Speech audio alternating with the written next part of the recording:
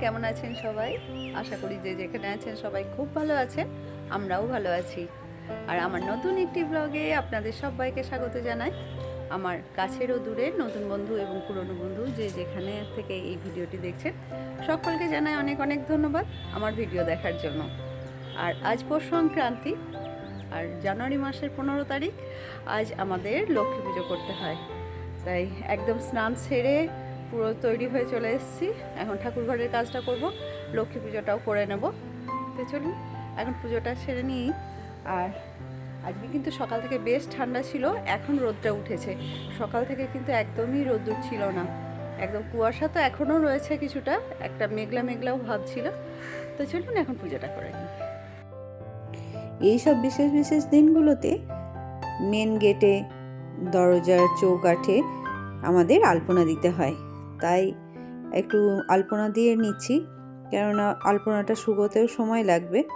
আর এইগুলো করে নিয়ে তারপরেই গিয়ে ঠাকুরের পুজোর জোগাড়টা করব। তবে আমি খুব ভালো আলপনা দিতে পারি না, ওই কাজ চালানোর মতো করে নিতে পারি আর কি। কেমন হয়েছে জানাবেন। আর এখন চলে এসেছি, মোটামুটি পুজোর জোগাড়ও হয়ে গেছে, বিশেষ কিছুই না। এই 5 রকম ফল, ফুল, মিষ্টি এই দিয়েই পুজো দেওয়া হয় আজকের দিনে। আর এখন ধুনোটা জ্বেলে নিচ্ছি। আর লক্ষ্মী পুজোর দিন একটু ধুনো জ্বাললে বেশ ভালো লাগে, পুজো করতেও বেশ মনটা শান্তি হয়। আর আজ আমি ঘরটা তুলিনি, এই বৃহস্পতিবারেই যেহেতু ঘরটা নতুন করেই পাতা হয়েছে, শুধুমাত্র আমি আমপল্লব, পান পাতা যেগুলো দিয়ে ঘরটা পাতা হয়, শুধু সেগুলোই তুলে আমি নতুন দিয়েছি। আর এখন পুজোটাও করে নেব। আমাদের গ্রামের বাড়িতে যেখানে আসল লক্ষ্মী পুজো হয়, তো ওখানে সবার একসাথেই পুজো হয়। আমাদের সব জ্ঞাতি যে ঘর রয়েছে সবাই মিলে এক জায়গাতেই পুজো করে। সবাই যে যার মতো ফল মিষ্টি দিলে সেখানে ব্রাহ্মণ এসে একটা জায়গাতেই পুজোটা করে দেন। আর ওখানে তো ধান দিয়ে, নতুন ধান দিয়েই পুজোটা হয়, ধান ঢেলে। ওটা একটা মাপ থাকে, সেই মাপ হিসেবে ধান দিয়ে পুজো হয়। তো সে গ্রামের লক্ষ্মী পুজোর নিয়ম আর এখানের একটু পার্থক্য আছে। গ্রামে তো ধান দিয়ে পুজো হয়, আর সেটা তো এখানে করাটা একটু অসুবিধা। আর তাছাড়া আমাদের যেহেতু এখনও মা লক্ষ্মীর পুজো এক জায়গায় হয়, একসাথে হয়, সেহেতু এটা করাটাও উচিত না। তো সেজন্য আমরা গ্রামের যে নিয়ম ব্রাহ্মণ বলে দিয়েছেন সেইভাবেই এখানেও সেইটুকুই মেনে করা হয়। আর আমার মনে হয় নিয়মের থেকেও মনের ভক্তিটাই আসল, তাই না? সমস্ত নিয়মই মানুষেরই তৈরি। মানুষ নিজের সুবিধা মতো নিয়ম প্রচলন করেন, আবার নিজেদের সুবিধা মতনই সেই সব নিয়মের পরিবর্তনও হয়। যেমন আমার বাপের বাড়িতে লক্ষ্মী পুজো হয় না। এখন আমরা ছোট থেকে লক্ষ্মী পুজো দেখিনি এবং এখনও হয় না। কিন্তু ঠাকুমার কাছে শুনেছি অনেক আগে নাকি আমাদের বাড়িতে লক্ষ্মী পুজো হতো। যখন লক্ষ্মী পুজো হতো সেই সময় নাকি বাড়ির যিনি কর্ত্রী ছিলেন, লক্ষ্মী পুজোর দিন তিনি যখন আলপনা দিতে যান মড়াই তলায়, আমরা মড়াই বলি, অনেকের বাড়িতে গোলাও থাকে, ধানের গোলা হয়, বেসিক্যালি খড়ের তৈরি ধান রাখার জায়গা। কোনো কারণে সেই সময় মড়াইয়ের বর কেটে যায়, আর ধান তো অনেক ধান থাকে, কয়েক বস্তা ধান থাকে, কয়েকশো বস্তা ধান থাকে। তো সেই ধান, তার ওপরে সেই ধান চাপা পড়ে সেই মহিলা মারা যান। তো সেই থেকেই আমাদের পরিবারে কিন্তু এই লক্ষ্মী পুজো বন্ধ, মানে সেই থেকেই এখনও চলে আসছে। ঠাকুমা তার শাশুড়ি মা, তার শাশুড়ি মার কাছে শুনেছেন, মানে কবেকার ঘটনা জানি না, তবে মানে বহু বছর আগের ঘটনা, এবং এখনও সেই নিয়ম চলে আসছে। পৌষ মাসের ব্রত কথা, ননদ ভাজের পালা। অবন্তীতে ছিল এক বিধবা ব্রাহ্মণী, এক মেয়ে 5 ছেলে, অতীব দুঃখিনী। একদিন দৈবক্রমে খাইতে না পায়, কন্যা বলে মামা বাড়ি গেলে ভালো হয়।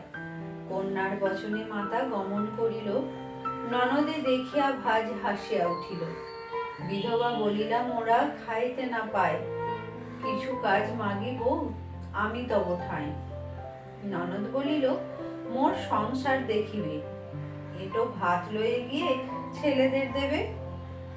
অতি অল্প অন্ন তাহা পেট নাহি ভরে, ক্ষুধার জ্বালায় সবে ছটফট করে।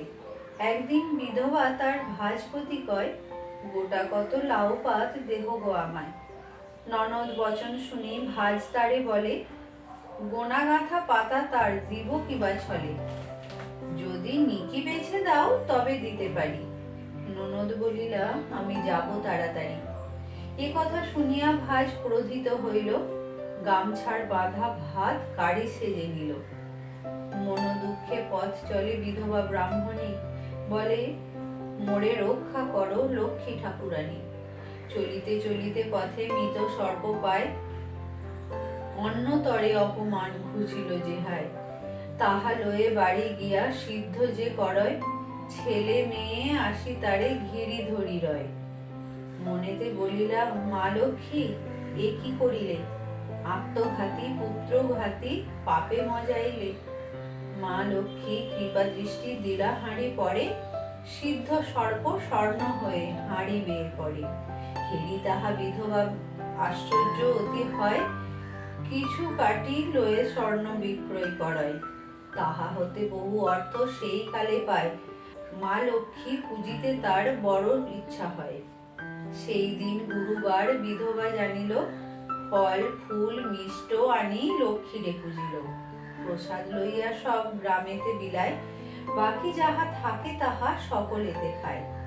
স্বর্ণ সর্প হতে তার বহু সুখ হয়, পরেতে রাজার ন্যায় প্রাসাদ করায়।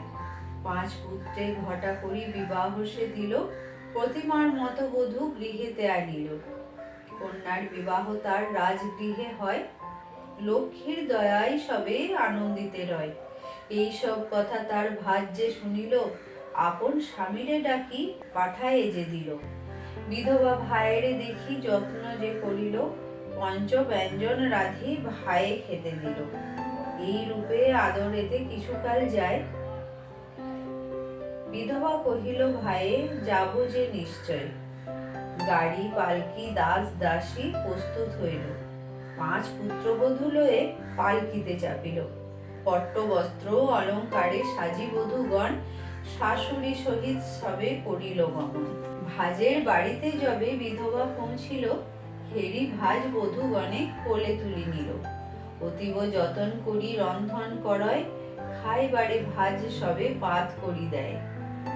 বসিয়া পাতেতে তবে যত বধূগণ, গহনার উপর করে অন্ন সমর্পণ।